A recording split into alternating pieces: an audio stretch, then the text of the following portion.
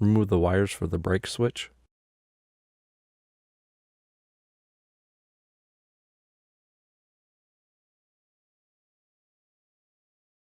Loosen and remove the fastener that secures the reservoir.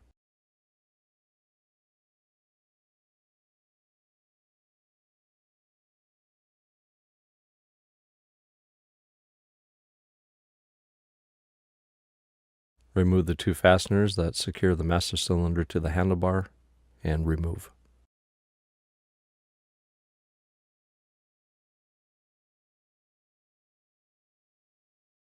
Next, take out the 2 screws for the right-hand switchgear.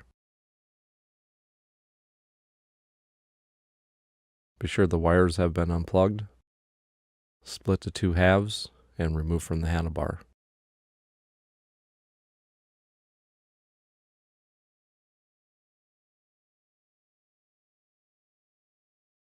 Remove the 2 fasteners for the throttle cable housing.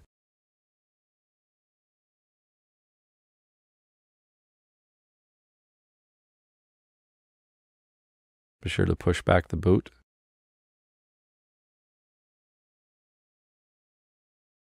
Remove one of the clamshells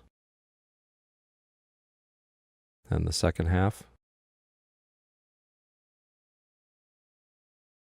Then remove the cables from the throttle grip.